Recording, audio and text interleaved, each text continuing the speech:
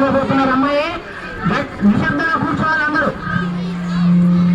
Start చేయమా. వేదికను అలంకరించిన ప్రధానోపాధ్యాయులకు, ఇతర ఉపాధ్యాయులకు నా నమస్కారాలు. నా తోటి విద్యార్థులకు నా శుభాకాంక్షలు. నేను ఇప్పుడు చెప్పబోయేది స్వామి వివేకానంద అమెరికాలోని చికాగో నగర సమావేశంలో భారతదేశ గొప్పతనం గురించి మాట్లాడిన మాటలు. My dear brothers and sisters of America, వివిధ దేశాల మతాల ప్రతినిధుల ఆధ్యాత్మిక భావజాల కరిటాలకు వేదికనిచ్చిన ఓ చికాగో నగరమా, నీకు నా ప్రథమ నమస్కారం. సర్వ మతాలకు సకల ధర్మాలకు తల్లి అనదగా నా సనాతన హైందవ ధర్మ పేరిట నీకు నా అభివందనలు. నా దేశం పవిత్ర భూమి, పుణ్య భూమి, కర్మ భూమి, ధర్మ భూమి, భారత భూమి. తండ్రి మాట కోసం సమస్త రాష్ట్రాన్ని 14 ఏళ్లు చదివించి అడవుల పాలైన శ్రీరాముని కన్నా ధార్మిక దేశం నాది అని తెలియజేయడానికి గర్విస్తున్నాను. సత్యవాకుకు కట్టుబడి కాటికాపరిగా మారిన పశ్చాత్తాపం చెందని చక్రవర్తిని కన్నా సౌశీల్య దేశం నాది అని తెలియజేయడానికి గర్విస్తున్నాను.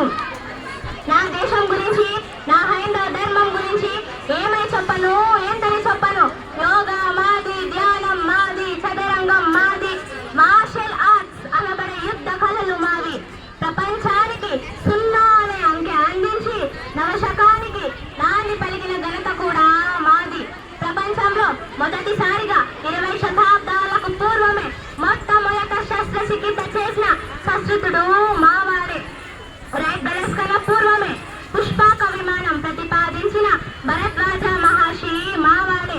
న్యూటన్ కన్నా పూర్వమే గురుత్వాకర్షణ సిద్ధాంతాన్ని ప్రతిపాదించిన బ్రహ్మమిత్రుడు మావాడే. సూర్యుడు తిరగటం లేదని భూమియే సూర్యుని చుట్టూ తిరుగుతుంది అని ముందుగా ప్రతిపాదించిన ఆర్యభట్ట మావాడే.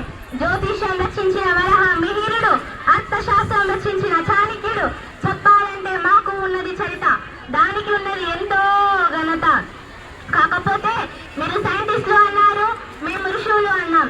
అందుకే మా జ్ఞానం పురాతనం, మా ధర్మం సనాతనం. జరిగింది జరగబోయేది పూర్వజన్మల దుష్కర్మల దుర్ఫలితం, సత్కర్మల సత్ఫలితం. ఇదే మా ధర్మ సిద్ధాంతం. మేము రాయిలో దేవుణ్ణి చూస్తాం, చెట్టులో దేవుణ్ణి చూస్తాం, ఆఖరికి విష సర్పాలలో కూడా దేవుణ్ణి చూస్తాం. విశాల భక్తి భావం మా సాంప్రదాయం. అసలు దేవుడు అంటే ఎవరు? ఎవరి ఆజ్ఞచే గాలి వీస్తుందో, ఎవరి కనుచూపుతో అగ్ని దయిస్తుందో, ఎవరు తలిస్తే మృత్యు ప్రాణాలను హరిస్తుందో ఆ అనంత శక్తియే దేవుడు. నీటిని కొందరు పాని అన్నట్లే, కొందరు వాటర్ అన్నట్లే. పేర్లు మారిన నీరు ఒక్కటే, దేవుడు ఒక్కడే. మార్గాలే వేరు, మతాలు వేరు. అసలు మతం అంటేనే మానవత్వం. వృక్షశాస్త్రం గురించి తెలియాలి అంటే వృక్షం గురించి చదివినట్లే, మతం గురించి తెలియాలి అంటే మానవత్వాన్ని చదువు. మతం మనశ్శాంతిని ఇయ్యాలి, లోక కళ్యాణానికి దారి తీయాలి. ఈ దేశంలో జాతీయ సామైక్యత వెళ్ళి విరియాలంటే ముందు పరమాత్మ సహనం పాటించాలి. ఓ మహా ప్రబోధకులారా, విశ్వ మానవ మతం అనే ప్రతిపాదనకై ఆలోచించండి, యోచన చేయండి.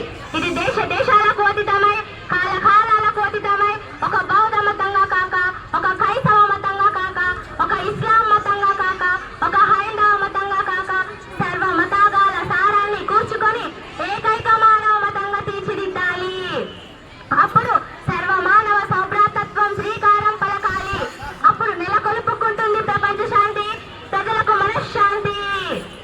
ఓ మహా ప్రబోధకులారా, సర్వ మత సహసభ సాకారమై ఘన విజయమై ఏదో ఒక కాలాన, ఏదో ఒక రోజున సాకారం, కారణ్యం, ఆత్మీయత, ఐక్యత, శాంతి, మహాపంచభూతాల వంటి సైకమనం అన్ని మతాల పతాకానికై సువర్ణ అక్షరాలతో లిఖించే రోజు వస్తుందని మా గురుదేవులు రామకృష్ణ వారిని శ్రమిస్తూ లేవండి